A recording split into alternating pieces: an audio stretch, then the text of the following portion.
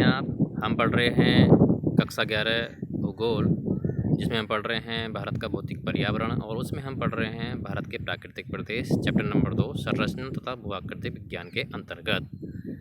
भारत के प्राकृतिक प्रदेशों में हमने पहले ही 3 पढ़ लिए हैं, यानी हमने प्रायद्वीपीय पठार पढ़ लिया, उत्तरी मैदान पढ़ लिया और उत्तरी पूर्वी पर्वतमाला हमने पढ़ ली है। आज हम कवर करेंगे भारतीय मरुस्थल। आज भारतीय मरुस्थल से आगे के उस टॉपिक कवर करने का हम प्रयास करेंगे। तो उससे पहले हम जानेंगे सबसे पहले मरुस्थल। देखिए, मरुस्थल या रेगिस्तान ऐसे भौगोलिक क्षेत्र को कहा जाता है जहां जलपात अन्य क्षेत्रों की अपेक्षा काफ़ी कम होता है, यानी वर्षा वहां पर कम होती है। प्राय रेतीले रेगिस्तानी मैदान को मरुस्थल कहा जाता है, जो कि गलत है, यानी रेतीले मैदान को ही मरुस्थल कहना गलत होगा, क्योंकि जो रेगिस्तान है वो ज़रूरी नहीं है कि रेतीले हों और ज़रूरी नहीं है कि जो मरुस्थल हैं या रेगिस्तान है वो गर्म हो। ये बात अलग है कि भारत का जो रेगिस्तान है, भारत का जो मरुस्थलीय भाग है वो सबसे कम वर्षा वाला क्षेत्र है, इसलिए वो रेतीला है।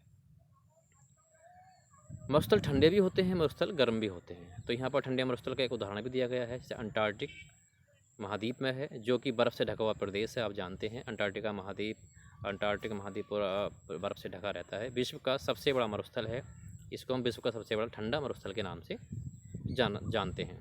विश्व के अन्य देशों में ऐसे कई मरुस्थल हैं जो रेतीले नहीं हैं। ठीक है, तो अभी हमने जाना मरुस्थल के बारे में। आगे हम जानेंगे भारतीय मरुस्थल के बारे में। उससे पहले हम यहाँ पर एक मरुस्थल का डायग्राम देखेंगे।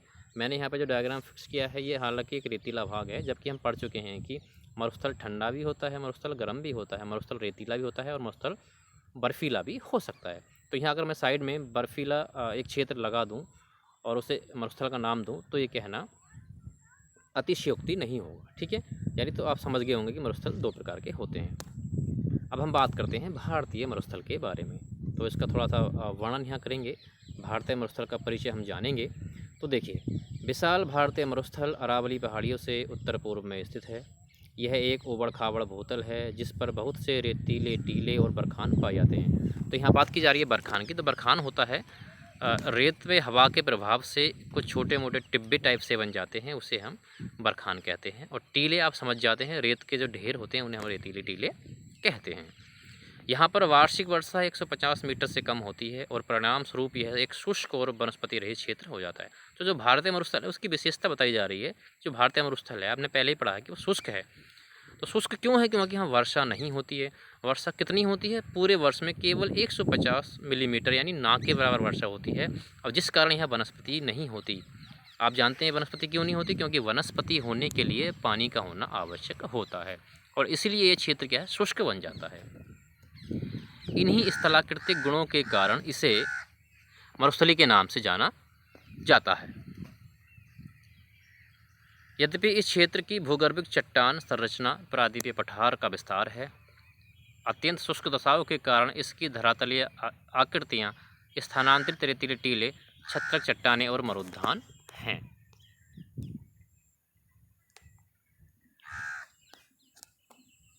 ढाल के आधार पर मरुस्थल को 2 भागों में बांटा जा सकता है, सिंध की ओर ढाल वाला उत्तरी भाग और कच्छ के रण की ओर ढाल वाला दक्षिणी भाग। यहाँ की अधिकतर नदियाँ अल्पकालिक हैं। मरुस्थल के दक्षिणी भाग में बहने वाली लूनी नदी महत्वपूर्ण है। अभी मैंने बात की नदी यहाँ की क्या है? अल्पकालिक है। अल्पकालिक होने का कारण क्या है? क्योंकि वर्षा होती नहीं है और थोड़ी बहुत वर्षा होती है तो उसी से नदियाँ अपना जल ग्रहण करके चलती हैं, और जब वर्षा समाप्त हो जाती है तो ये नदियाँ लुप्त हो जाती हैं, इसलिए इनको अल्पकालिक नदियाँ कहा गया है। अल्प वृष्टि और बहुत अधिक वाष्पीकरण की वजह से इस प्रदेश में हमेशा जल की कमी रहती है। कुछ नदियाँ तो थोड़ी दूरी तय करने के बाद ही मरुस्थल में लुप्त हो जाती हैं, और यह नदियाँ अंततः स्थलीय अपवाह का उदाहरण है। यानी धरातल के अंदर यानी रेत के अंदर होने वाला जो अपवाह है उसे अंतःस्थलीय अपवाह का उदाहरण दिया गया है, नाम दिया गया है, जहाँ नदियाँ झील या पिलाया में मिल जाती हैं। इन पिलाया और का जल क्या है? खारा होता है, जिससे नमक बनाया जाता है। तो अब पिलाया की बात कर लेते हैं। मैंने बात की पिलाया क्या है? एक क्षेत्र है जहाँ नदियाँ आकर के मिल सकती हैं या आसपास का क्षेत्र पानी भर जाता है, उसे हम क्या कहते हैं?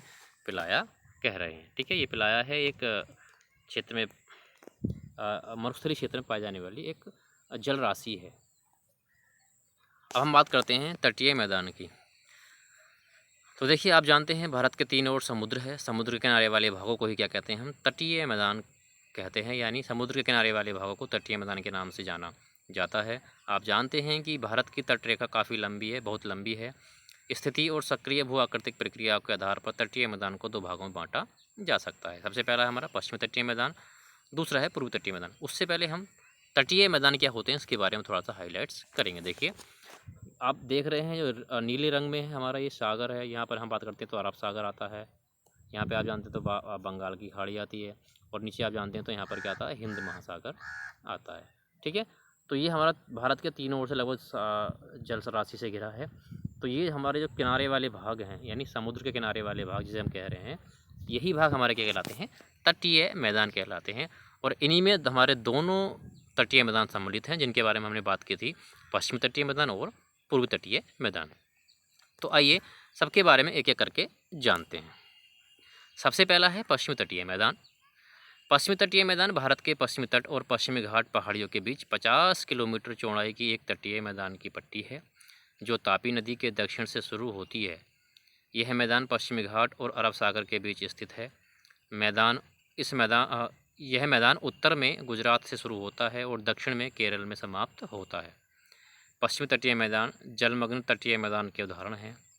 ऐसा विश्वास है कि पौराणिक शहर द्वारिका, जो किसी समय पश्चिमी तट पर मुख्य भूमि पर स्थित था, अब पानी में डूबा हुआ है।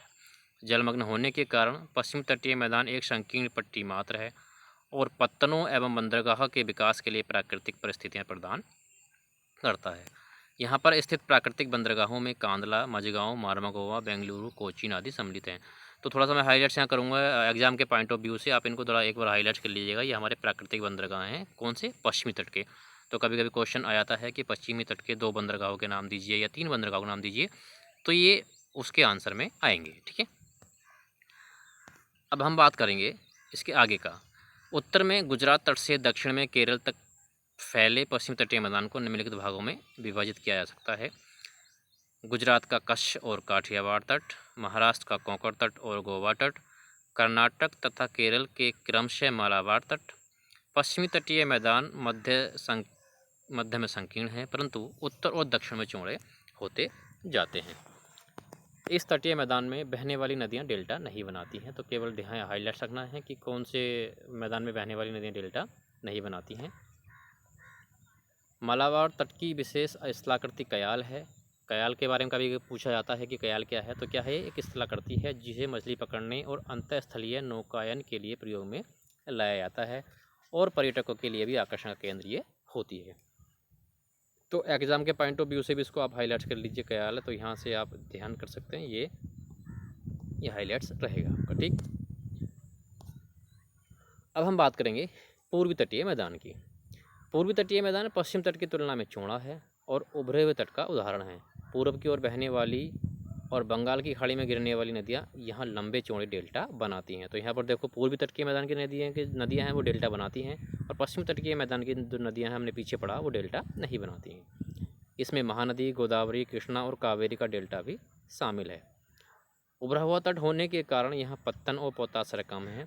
यहाँ पर महाद्वीपीय शैल्फ की चौड़ाई 500 किलोमीटर है, जिसके कारण यह पत्तनों और पोताश्रयों का विकास यहाँ पर मुश्किल है।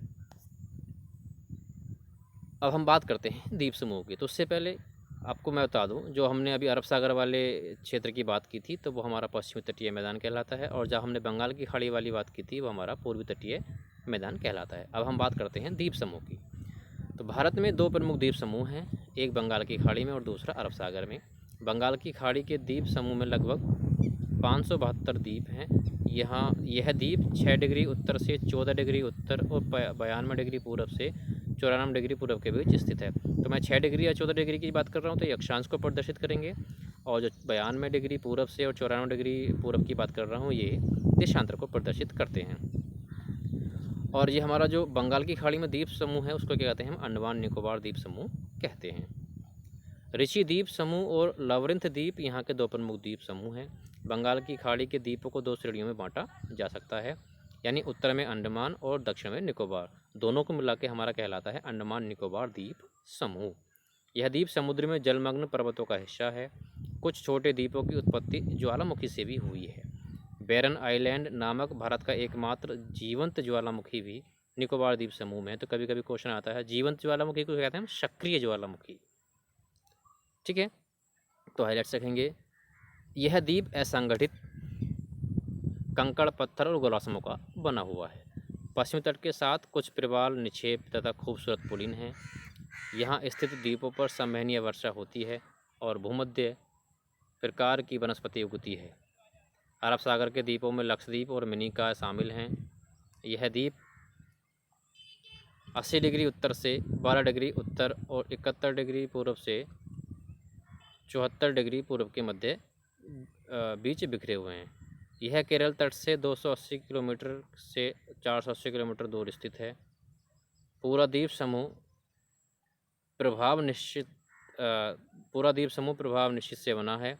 यहाँ 36 द्वीप हैं और इनमें से 11 पर मानव का आवास है। मिनिका है, पूरा मिनिका सबसे बड़ा द्वीप है जिसका क्षेत्रफल 453 वर्ग किलोमीटर है।